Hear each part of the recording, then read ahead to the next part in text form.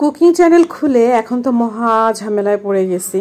নিত্য নতুন রেসিপি করে খাওয়াতে গিয়ে পরিবারের চাপে আসি। প্রত্যেক দিন এখন নতুন নতুন বায়না ধরে তাদের নতুন নতুন রেসিপি করে খাওয়ানোর জন্য। কিছুদিন আগে একবার আইসক্রিম করেছিলাম, নতুন করে আবার বাচ্চারা বায়না ধরেছে আইসক্রিম করে খাওয়াতে হবে। তো আমি আইসক্রিম বানাতে চলে আসলাম। আজকে ভ্যানিলা আইসক্রিম বানাবো। তো প্রথমেই হচ্ছে আমি এখানে 2 কাপ দুধ নিয়েছি, ঘন করে জাল দেওয়া, আর এর মধ্যে 2 চামচ কর্নফ্লাওয়ার দিয়ে ভালো করে গুলে এখন চুলায় জাল করে নিচ্ছি। জাস্ট একটা বলক তুলে নিব, কারণ দুধটা খুব ঘন করে জাল করা ছিল। বলক তুলে নেওয়ার পরে দুধটাকে আবার 2 ঘন্টা রেখে ঠান্ডা করতে হয়েছে। ফ্রিজে রেখে ঠান্ডা করতে পারলে বেশি ভালো হয়। তারপরে এখন একটা ইলেকট্রিক বিটার দিয়ে আমি বিট করে নিব। 2-3 মিনিটের মতো বিট করে নিলে হবে। এর মধ্যে সামান্য চিনি অ্যাড করতে হবে। এখানে আমি হাফ কাপ চিনি অ্যাড করতেছি। তারপরে আবারও বিট করে নিব। 1-2 মিনিটের মতো বিট করে নিব। চিনিটা পুরোপুরি যাতে গলে যায় ততক্ষণ পর্যন্ত বিট করে নিতে হবে।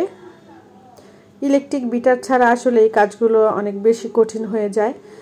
তো এখানে আমি হচ্ছে আইসক্রিমের যে ক্রিম, এটা আগে থেকে রেডি করে রেখেছিলাম, আর এটা হচ্ছে আমি হুইপড ক্রিম দিয়ে তৈরি করেছি।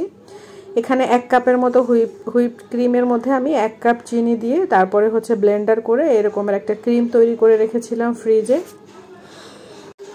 এখন ক্রিমটা দিয়ে আরও 2-3 মিনিটের মতো একটু বিট করে নিতে হবে। তো আমি এটাকে বিট করে খুব ভালোভাবে মিশিয়ে নিচ্ছি, যাতে দুধের সাথে ক্রিমটা খুব ভালোভাবে মিশে যায়। তো 2 মিনিটের মতো করলেই কিন্তু খুব ভালোভাবে মিশে যাবে। আর যেহেতু ভ্যানিলা আইসক্রিম করতেছি, এই জন্য সামান্য ভ্যানিলা এসেন্স দিয়ে দিলাম।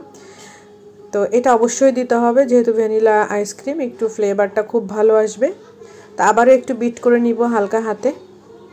বিট করা হয়ে গেলে আমি এরকম একটা বক্সে ঢেলে নিয়েছি, আর এখন ফ্রিজে রেখে দেব যতক্ষণ না পর্যন্ত খুব ভালোভাবে জমে যাচ্ছে। তো 2টা বক্সে আমি আইসক্রিমগুলোকে রেখে দিচ্ছি। আসলে এরকম যে কোনো পাত্র ঢাকনাওয়ালা হলেই হবে, এভাবে যাতে ফ্রিজে সুন্দরভাবে রেখে দিতে পারেন আর জমে যায়। তো আমি এটা রেখে দিচ্ছি এখন ফ্রিজে, আর চলে আসবো একদম জমে যাওয়া পর্যন্ত। অলরেডি এখানে ছোট যে বক্সটা আছে ওটা বের করে খাওয়া হয়ে গেছে। আমার ভিডিও করা পর্যন্ত আর অপেক্ষা করে নাই তারা। তারপরে এখন আমি আইসক্রিমটা তুলে নেব। সাথে সাথে বের করতেছি দেখে একটু শক্ত, 2-1 মিনিট যদি রেখে দেওয়া হয় তাহলে এটা খুব সহজে উঠে আসবে। তো আমাদের আর যারা খাবে তাদের আর এটা ধৈর্যে বাদ মানতেছে না, তো তাই আমি একদম শক্ত অবস্থাতেই তুলে নিচ্ছি। এখন তুলে তাদেরকে পরিবেশন করব, কারণ তারা খাওয়ার জন্য ব্যাকুল হয়ে আছে। আইসক্রিমটা খেতে অনেক বেশি মজা হয়, বাসায় ট্রাই করতে পারেন। খুব বেশি কষ্ট না, বাট কিছু উপকরণ আছে যেগুলো আপনার রেডি থাকলে আপনি এই আইসক্রিমগুলো খুব সহজেই বাসায় বানিয়ে খেতে পারবেন, আর বাজার থেকে চড়া দামে আপনাকে কিনে খেতে হবে না। আর যে কোনো খাবারই আসলে বা হোমমেড হলে সেটা তো স্বাস্থ্যকর হয়ই।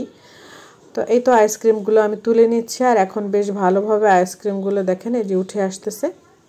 তো রেসিপিটা কেমন লাগলো জানাবেন কমেন্টস করে। যদি ভালো লাগে আপনারাও বাসায় ট্রাই করতে পারেন। আল্লাহ হাফেজ, টাটা, বাই বাই।